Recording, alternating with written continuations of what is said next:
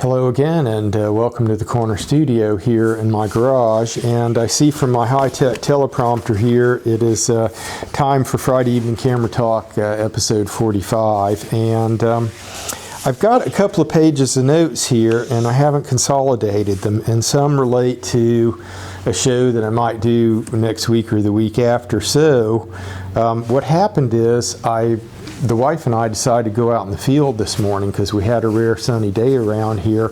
It's still a nice day outside, and we haven't been getting a lot of those lately. In fact, one day earlier this week it rained about an inch of rain, and we've also been getting these days where it's just cloudy, and then you can't plan a trip somewhere because I've basically just stopped going out and trying to film when the light is crummy. And I ought to, the way that some of these people hold up this is my landscape photography book. I ought to hold up a book filming in crappy light here in the Pacific Northwest, because I think I could write a book like that.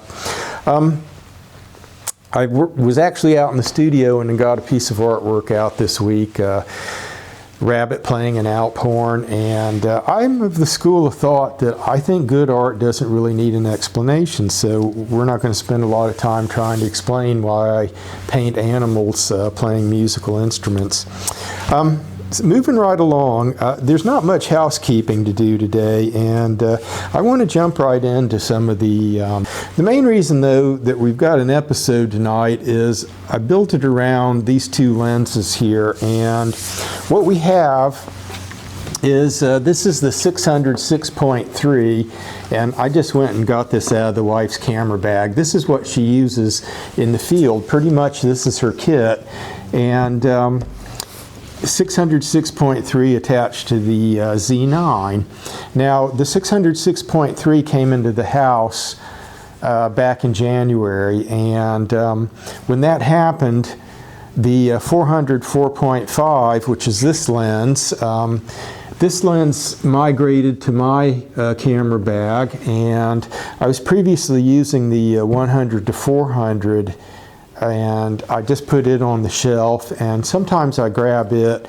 Most times now I am using the 400 4.5, and I guess after using this lens some and using this lens more extensively, I'll grab this lens once in a while, and I know its capabilities, and I understand the 600 is a focal length, particularly for birding. And right now, we've kind of fallen into sort of a narrow trading range where we do a lot of birds around here, and I guess we ought to get out more and look for more mammals, but we do a lot of birding, and we do sometimes shoot mammals, but the 600, we know that's a quintessentially good focal length for birding, and the 400 is more of it's considered more of a multi-purpose wildlife lens. And I gotta say, after using the 400 4.5,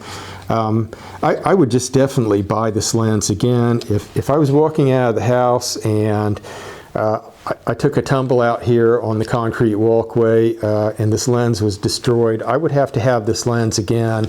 If I could scrape up the money, I would definitely go buy this lens again.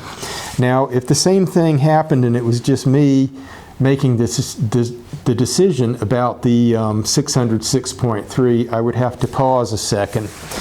A couple of things go into that. First off, let's talk about pricing, because pricing is always relevant in making these kinds of decisions. And right now, the 400 4.5 is on sale for $3,000. The 600 6.3 is on sale for $4,300. Now, I paid full price when I bought both of these lenses, but we're talking about $3,000 versus $4,300. Now, if you go out and you buy a teleconverter, a 1.4 teleconverter, we've talked about those on the program here before, the 1.4 versus the 2.0. I have both of them.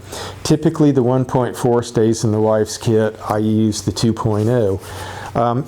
If you went out and you bought this lens for $3,000 and you bought a $550 1.4 teleconverter, once you put the teleconverter on this lens, it gets you to almost this focal length. And so you'd be at 560 here with a 1.4 teleconverter, and I can attest to the fact that the 1.4 gives you a good high quality output. So at that point, having a 1.4 teleconverter puts you within, according to my notes here, about a $750 difference between these two lenses. And I have to say, that's the side of the fence that I've come down on. I would not fence sit about this decision point. I would definitely get the 4.5, 400 again, and I would probably, if it was just me, not buy the 600. I hope that doesn't rile anybody, but I know a lot of people out there are fond of having that extra reach, and I think with this lens, there's a couple of ways to go about that extra reach. One is the 1.4 teleconverter.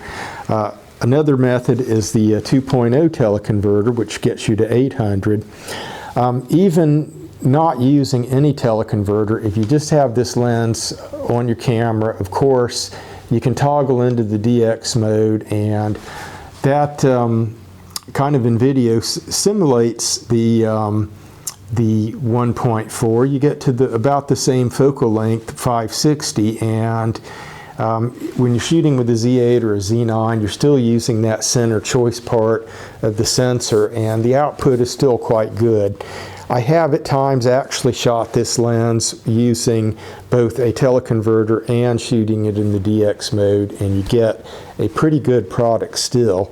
But that's the update. I thought after having both of these lenses in the house, and I check back in with the channel as I often do, and kind of update my views on these things. I actually had a person in the comments section of one of the videos where I talked about the 4.5 asking me directly about these two lenses.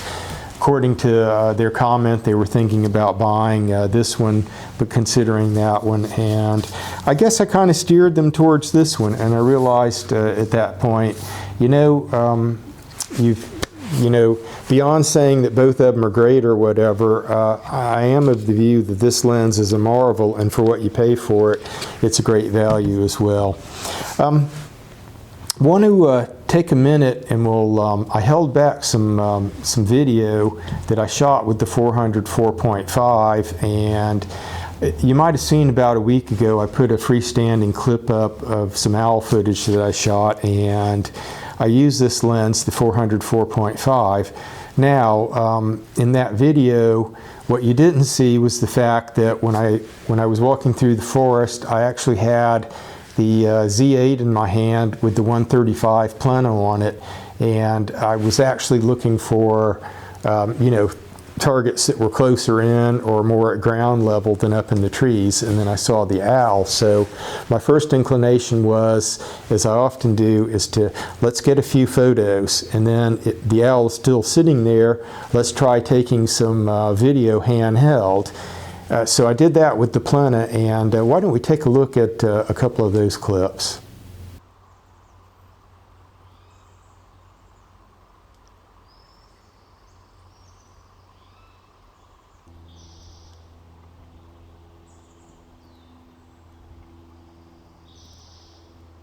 So we just saw the clips of the owl with the Plena 135 millimeter 1.8 lens on the Nikon Z8.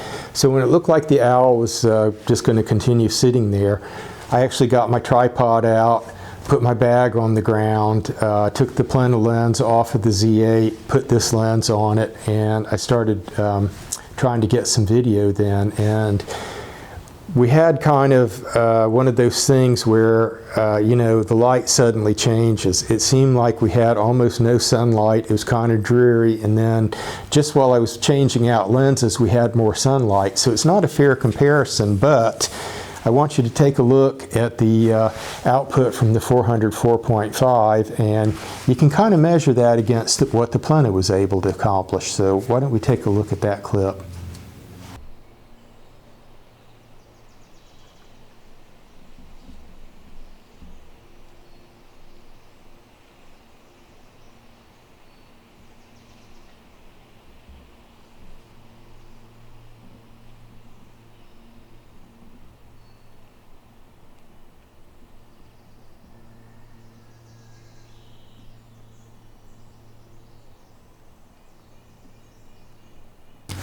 And I will say here that I held the best clip back for Friday evening camera talk. So you guys are always getting the choice cuts here when we do our program. And a lot of times these freestanding videos that I put up, just wildlife, we're going to save oftentimes the very best for our Friday evening camera talk. No physical camera, no problem. We had a couple of announcements this week. Canon, for whatever reason, Canon, as you know on this channel, makes me feel like yawning sometimes. The wife and I were in the Canon platform for about 3 decades, and I can't help myself, but the Canon R1 was announced, and I don't think anybody has a physical copy of that to look at or to show us. And same thing with the Leica Deluxe 8. No physical camera, no problem. And all right, looks like it's time for us to wrap things up. It's almost 4 o'clock. I need to get in and get started editing this show, if we're to have a Friday evening camera talk on an actual Friday evening for once. And I hope that there's not too many chops in this thing and it's not too bumpy, but we'll see how things turn out once I get in front of the computer. So want to thank everybody for showing up tonight, and we hope to see you again soon in another video. So till then, take care.